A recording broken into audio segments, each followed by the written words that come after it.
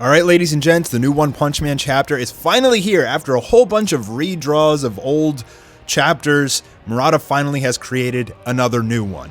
And Fubuki is not in this chapter, but I think Murata will take any excuse to draw the ever so sexy Fubuki as the cover for this new chapter, 136. By the way, if you like Fubuki, this Halloween I actually got my wife to dress up in cosplay as her. I think she did a phenomenal job. Sorry to stop the video for a minute, but look at that cosplay Fubuki. Can we get a 10 out of 10? Can I get a like? Can I get a thumbs up? And a subscribe if you haven't already, from my wife playing the best darn Fubuki you ever seen. And look at that One Punch Man. Look at that sexy mofo right there. I was trying to get my daughter to dress up as Tatsumaki, and we even got her the green wig and everything. She would have been perfect. So it would have been like a little One Punch Man family, but she couldn't keep the wig on. She's only 2 years old, and I guess, I don't know, it was itching her. But yeah, just wanted to drop this in real quick. Now let's continue on with the review. Hope you guys enjoyed this little cosplay sesh right here. Now this is a very exciting chapter because Garou is going to begin to transform, so let's jump in. Now we remember the Garou vs Darkshine fight was insane. Murata drew it so well, and here again we just see this unbelievable art of how Murata just draws Darkshine. I mean, the level of shading, his muscles have muscles, he just looks like a ball of meat. I mean, it's just sitting there in the fetal position. The last time we saw Darkshine vs Garou, we saw that Darkshine, who basically thought he was invincible, his ego started to shatter, and he basically started to realize that he could lose this fight, and something about that just completely destroyed him. To the point where he just wanted to crawl up in the fetal position and quit. He has lost his ambition. He fought an enemy that just basically made him look horrible, and he doesn't want to fight anymore. And we saw from the one webcomic that he actually becomes like a trainer later on down the road. He becomes like a sensei for the Neo heroes. So I'm not sure if he's going to fight anymore after this, but it kind of looks like he is going to keep fighting near the end of this chapter. Remember, it's constantly changing between the webcomic and the One Punch Man manga. It's not always identical. It does share a lot of the same aspects, but I think Murata kind of has some freedom, some creative freedom to change a little, like smaller elements of the story, and even some bigger ones. Like Orochi, the Monster King Orochi was not in the webcomic, and he's still fighting here against all the other heroes. We saw in the most recent part 3 of chapter 135 that all of the S-rank heroes had basically started to assemble on top of the rubble. The Monster Association has been brought up out of the ground, and all of the heroes, the S-rank heroes, are gathering up. So this is pretty exciting because we think that they're going to help fight against the Psycho Orochi fusion that right now is flying around the sky as a spaceship. Now we get some silly meme-worthy pictures. I've already seen this picture of Zombie Man memed so much already. So both he and Puri Puri Prisoner right now are naked, and I don't know how the rest of this arc is gonna go. Like, are they gonna get clothes, or are they just gonna be butt naked like the rest of the arc? But anyways, nobody can really believe that Darkshine lost to Garou in hand-to-hand combat, because essentially Darkshine is like made of metal. Like he's essentially invincible, but in his battle with Garou, he was just getting overwhelmed completely to the point where his mental fortitude just broke, saying that no matter how much you punch him or smash him, he'll repeatedly swell up and rush in. And we remember from the fight between Garou and Darkshine, Darkshine hit Garou so hard that it like shattered his entire rib cage, and he still got back up. And I think for Darkshine, after doing that much damage to someone and they just keep coming at you, yeah, I mean, if I was Darkshine, I'd probably want to crawl up into a ball too. I mean, Garou is an absolute beast. Darkshine saying that he's like the personification of despair, which is pretty cool. And we see Garou here laying under some rubble. All the rocks and everything fell on him as the Monster Association started crumbling and getting pulled up above ground and everything. And this picture is just beautiful. Now, Darkshine says he's absolute evil. So we saw from the battle between Garou and Darkshine, as Garou started to transform and his clothing started to like meld onto his body, and he was extremely cool looking. And we thought that that was like gonna be maybe his transformation, but now we see him starting to transform even more as he lifts up the rocks that are on top of him. You can see these like veins or like black kind of venom sort of stuff go like crawling up his neck, and he's beginning to transform even further, where this is going to be awakened Garou, not Godslayer Garou. So he may actually transform again after this. I'll talk about that in just a minute. But you know, you see that his teeth are spiky and his clothing has melded into his body, but so far that's pretty much the extent of his transformation until the picture we get in just a minute. Garou saying, I can clearly imagine it now, the evil I must carry out, but what's happening? The more I get overwhelmed, the more I increase in power. Did I get too tired against the muscle figurine? I feel like my head is clear now. Now I can make it. Like this, I can climb up and reach the realm of disaster level God. Okay, so still at this point, only one of his eyes has changed colors, just his right eye, and he has this scar on his face. And the reason why the more he gets overwhelmed, the more he increases in power is because he's going through the exact same treatment that Orochi got in order to become the Monster King. And this was Garou's plan all along, was to continually push Garou to the point of basically near-death experiences, and essentially he's getting Zenkai boosts every time he gets to this point, and he begins to transform even further. So no matter who his opponent is, if he starts losing, he'll undoubtedly just transform again and overcome that opponent. He says, I will become the very despair that will forever. And you see like these monsters that are attacking these humans, and you can see his hands actually like crushing and squashing, exploding these monsters. So he says, I will become the very despair that will forever knock humanity down into the depths of terror. And this is just an absolutely terrifying image here. He's like eating monsters and crushing them. He is just this titan of a monster looking down on all these terrified people. Just beautiful artwork out of Murata, showing the scale of his ambition. That's essentially what this is. The scale of his ambition to, he's not the side of monsters, he's not the side of humans, he's kind of his own vagabond in a sense. He's like the wanderer who has the crazy ambitions to essentially be the strongest monster, but you know, he doesn't want to side with the monsters too. He's okay destroying monsters in his path for supremacy. People scared under equal terror, united by it, just grateful for being alive. People whose irrationalities cause even more irrationalities will cease to exist. Evil will fade away in a world where existence isn't taken for granted. So will bullying, discrimination, and even war. And so what Garou believes the world needs is not justice, but the world needs absolute evil so that people will unite. And you can even see here in this picture, he's undergoing his transformation. Now his arms are becoming more monstrous and kind of skeletal, and those dark veins that were on his neck are kind of fusing in onto his face at that point. That's where he remembers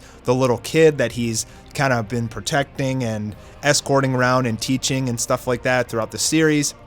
The kid calls him uncle, and he's remembering this little child, and he's kind of just fading away, losing parts of his humanity at this point, saying that I'm a monster. And as he starts to crawl out from under the rubble, he grabs onto the ground in order to get a grip, and his hand, an arm, literally like changes to compensate the need for power to pull himself out of this rubble. You can see his hand here like becoming a claw and ripping out a chunk of the ground, and then we get the most awesome picture ever. This is the new transformed monster Garou. So his arms look like they're completely entirely monster at this point. There's no more really resemblance of the clothing being wrapped around his body, which I really liked before. I thought he'd still have something like that, but it doesn't appear that he's gonna really even have any more clothing besides maybe he has pants there. But his hands have become like talons. Like they're not even like fingers anymore. They're like more so like talons or claws. His hair has become more like bone, and his face looks like that of Venom. So this is the long-awaited picture. We've been dying to see how Murata was going to draw Monster Garou, and here it is. This Garou is going to eventually come up onto the surface where all the heroes are and just start like slaughtering everybody, which is going to be super exciting to witness. I'm absolutely in love with Murata's design here. I think he just did a phenomenal job because he could have taken this direction so many different ways, and as always, he just takes takes whatever one's design is and just makes it like 1,000 times better. So unfortunately, that's all we're going to see of Garou from this chapter, as we go back to Darkshine and the heroes on the surface who are kind of consoling Darkshine, completely broken, and he's given up at this point. I love the faces, by the way, out of Puri Puri Prisoner in this chapter. I really like the way Murata is drawing him here in the manga. Just so much like depth to his like jaw and everything. I just really appreciate and enjoy the art. The way that he draws these like super muscular characters is just, it's very appealing to the eyes. Normally, Murata draws kind of like softer shapes, but when he goes to the muscular characters, it's more like angles, maybe more so like DBZ, like polygons. Maybe that's why I like it. Anyway, he realizes that Garou was right, that he was basically drunk on his own power, and you know, Darkshine was just looking for a victory that would make him feel good. And as he's wallowing in his own self-pity, My Mask just boots him into a pile of rubble, and you see a My Mask start changing here, getting really pissed off at Darkshine for being such a weakling, and he just starts like pummeling him with this flurry of kicks, which obviously is not going to do anything because Darkshine is possibly invincible. And a My Mask says, pitying yourself, complaining and making excuses this late in the game, and you still call yourself a hero. Cowardly soldiers are not eligible to take part in this operation. Go home. So trying to like kick some sense of justice into Darkshine, who's acting like a little baby right now because he lost one fight. And as he crawls out of the rubble, he goes back into the fetal position saying, I'm sorry. Meanwhile, the other S-rank heroes are kind of watching this go down, and now we get this very evil looking face of a My Mask. So as we learned from the webcomic, he can transform as well. He is a monster. There's a theory that most of the S-rank heroes are actually monsters. Darkshine possibly is a monster. I mean, how could your body just be invincible like that? A My Mask is 100% a monster. He can transform into one. The more he uses his power, the more ugly he gets. And this is crazy. As you see him like start to transform, there's like blood coming from his eyes and his mouth and everything. Sick drawing there from Murata yet again. And everybody else is noticing this because they've never really seen a My Mask's full transformation, which we won't see until the arc after this from Murata. That'll be 5 years down the road probably. Puri Puri Prisoner trying to console Darkshine, saying, see, that barrage of hits from Sweetie didn't damage you at all. Even if you say you lost, your strength hasn't disappeared, your muscle armor is still there. But Darkshine saying Garou tore through me in an instant like an old rag, which, yeah, he did. Garou, the Monster Association's boss, and his cadres are still alive. We absolutely need your power to win. Dark-chan. And then Puri Puri Prisoner is talking here saying, I'm fighting to protect my boyfriends who are waiting in prison. You, Darkshine, must have somebody to protect too. And Darkshine says, no one in particular. And that's when Puri Puri Prisoner says, you have to protect yourself. Nobody hates himself. You, Darkshine, have been nurturing and protecting your precious self. I don't think I could ever do such an admirable thing. If you back down now, you'll lose your precious self for the rest of your life. Isn't that right? Look at that body of yours, it's trembling. Isn't the trembling caused by your muscles crying? Did you train to sit down like that? And My Mask telling him that those muscles are proof that you will overcome yourself. Never allow yourself to be weak. And yeah, I mean, if you go back to Darkshine's backstory, he started out as this skinny, scrawny little kid, and through training, he trained to the point where he essentially transformed, I guess, into like a monster, where his muscles have just become like impenetrable. And the reason he did that was to overcome himself. And so they're basically telling him, like, look, just do that again. Like, remember the reason why you became a hero and trained so much in the first place. You're kind of being faced with those same issues yet again, but you haven't had a challenge in a really long time, so you can just overcome this. And it seems like they end up talking some sense into Darkshine, and that he is going to help. So a My Mask keeps talking and starts narrating as we see the continued battle between Drive Knight and Psycho Orochi in their fighter jets flying around the monster headquarters, doing battle like laser cannons and stuff like that. I don't know.